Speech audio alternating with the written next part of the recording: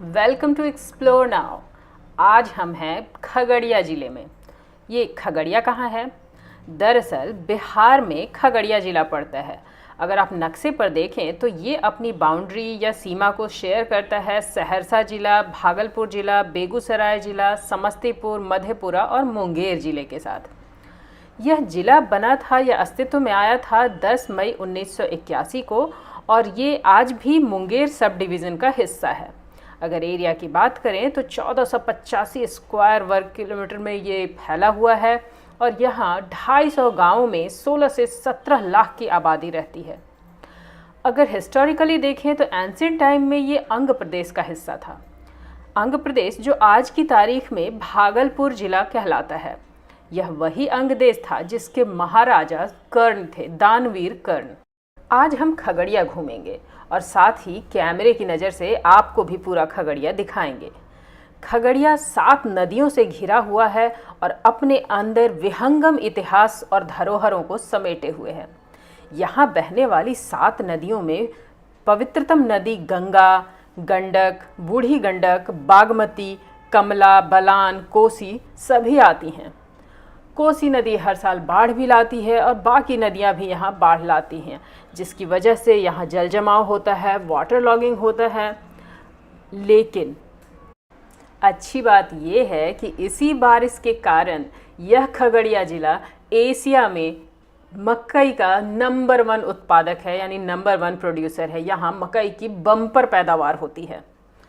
अलग बात है कि बाढ़ की वजह से यहाँ पर साल के कुछ महीनों में रोड कनेक्टिविटी नहीं रह जाती है। सड़कें यहाँ पर बहुत अच्छी नहीं हैं, हमें दुख के साथ बताना पड़ रहा है, पर यहाँ सड़कों की हालत सच में अच्छी नहीं है। आप खगड़िया आना चाहते हैं तो NH-31 के रास्ते आ सकते हैं, क्योंकि यह राष्ट्रीय राजमार्ग खगड़िया ज़िला से होकर गुजरता है और शायद ज़िले में सबसे अच्छी स्थिति में यही सड़क है। इसके अलावा आप खगड़िया ट्रेन से ज़रूर आ सकते हैं।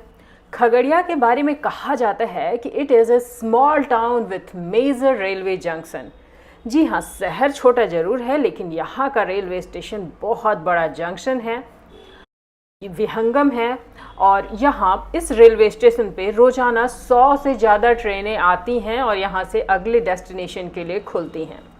अगर आप हवाई मार्ग से या वायु मार्ग से आ रहे हैं तो खगड़िया के लिए नियरेस्ट एयरपोर्ट है पटना का जयप्रकाश नारायण इंटरनेशनल एयरपोर्ट। चलिए बात करते हैं खगड़िया के लोगों की। खगड़िया के लोग काफ़ी भोले भाले से हैं। बहुत आम भाषा है यहाँ की हिंदी, और कुछ लोग मगही और दूसरी भाषाएं भी बोलते हैं, लेकिन हिंदी भोजपुरी यहाँ सभी लोग समझ जाते हैं। तो आप अगर यहाँ आते हैं तो आपको स्थानीय लोगों से बातचीत करने में कोई तकलीफ नहीं होने वाली है। स्थानीय लोगों से बात करने पर हमें समझ में आया कि एक समय था जब यह पूरा का पूरा इलाका घने जंगल और पहाड़ों से ढका हुआ था। इसकी वजह से आम लोगों का यहाँ आना जाना पॉसिबल भी नहीं होता था, लेकिन अब ऐसा नहीं है। समय काफ़ी बदल गया है, खगड़िया समय के साथ बहुत बदल गया है, लेकिन प्राकृतिक रूप से आज भी यह बेहद खूबसूरत है। नदियां हैं, पहाड़ हैं, झरने हैं और खूबसूरत हरे भरे जंगल भी यहाँ पर हैं, जो बिहार में आमतौर से देखने को नहीं मिलते हैं। आप अगर खगड़िया आते हैं तो यहाँ ठहरने के लिए बहुत महंगे होटल्स तो आपको नहीं मिलेंगे, लेकिन मध्यम दर पर आपको काम चलाऊ होटल्स मिल जाएंगे, जहाँ आप आराम से अपने परिवार के साथ 1-2 दिन स्टे कर सकते हैं। खगड़िया में सबसे ज़्यादा दर्शनीय या जो चीज़ सबसे ज़्यादा प्रसिद्ध है जो जगह, वह है इस ज़िले के अगुनी घाट के पास सुल्तानगंज में अजगैबी नाथ का मंदिर। अजगैबी नाथ का मंदिर काफ़ी प्राचीन है और प्रसिद्ध है। यह एक शिव मंदिर है जो बहुत ऊंचे पर्वत पर बना हुआ है। यह गंगा तट पर है और सावन के महीने में यहाँ लाखों लोगों की भीड़ उमड़ती है। लोग यहाँ से कांवड़ उठाते हैं और देवघर में बाबा को जलार्पण के लिए जाते हैं। आपको यहाँ निस्वार्थ सेवा करने वाले लोग दिख जाएंगे, जो भक्तों को गर्म पानी, ठंडा पानी, नींबू पानी ये सब देकर खुद को कृतार्थ महसूस करते हैं। ऐसा लगता है उन्होंने भगवान की ना सही भक्त की सेवा तो कर दी है। और इस तरह की चीज़ें आपको भारत में ही देखने को मिलेंगी, दुनिया के दूसरे हिस्से में ये चीज़ें नहीं देखने को मिलती हैं।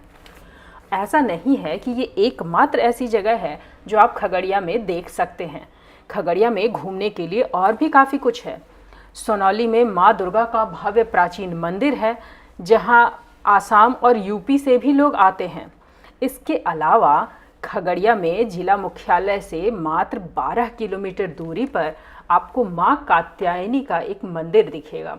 यह एक शक्तिपीठ है। इसमें कात्यायनी देवी के मंदिर के अलावा कैंपस में आपको राम, लक्ष्मण, जानकी मंदिर भी यहाँ मिल जाएंगे। सोमवार और शुक्रवार के दिन यहाँ काफ़ी भीड़ होती है। अगर आप भीड़ देखना चाहते हैं, उसका हिस्सा बनना चाहते हैं, तब तो आप सोमवार या शुक्रवार को आएँ, तो आपको भी एहसास होगा कि इस मंदिर की प्रसिद्धि कितनी है। अगर भीड़ से बचना है तो अन्य दिन आएँ। यह मंदिर काफ़ी प्राचीन है, बहुत ही सुंदर है और घने जंगलों से घिरा हुआ है। आमतौर से बिहार में आपको इतने जंगल देखने को नहीं मिलेंगे। और मज़े की बात यह है कि इस मंदिर के अस्तित्व के बारे में स्थानीय लोगों को मात्र 300 साल पहले पता चला है। इसके पहले यह इस जंगल में कहीं खो सा गया था, लोगों को इसकी जानकारी भी नहीं थी। खगड़िया में परबत्ता ब्लॉक है, परबत्ता प्रखंड है, जहाँ के भरतखंड में एक बड़ी सी हवेली है जो 52 कोठरी 53 द्वार या 56 कोठरी 57 द्वार के नाम से जानी जाती है। यह इस जिले के लिए धरोहर के समान है। यह बेहद आलीशान मकान है। आप यहाँ जरूर आएं, और अगर आप यहाँ आते हैं, इस मकान को देखते हैं, तो हमें कमेंट करके ज़रूर बताएं। वैसे खगड़िया में समय समय पर छोटे बड़े मेलों का आयोजन होता रहता है, पर इस ज़िले का सबसे बड़ा मेला गौशाला मेला है, जो दशहरा के बाद और छठ पूजा के पहले लगता है। यह मेला हफ्ते 10 दिन तक चलता है, जिसमें पूरा शहर मेले में होता है। मेले में बड़े बड़े झूले लगे होते हैं, खाने पीने की दर्जनों स्टॉल देखने को मिलेंगे। बच्चे, बूढ़े, जवान, औरतें, मर्द सभी आपको इस मेले में ही दिखेंगे। ऐसा लगता है कि पूरा शहर ही मेले में उमड़ कर पहुँच गया है।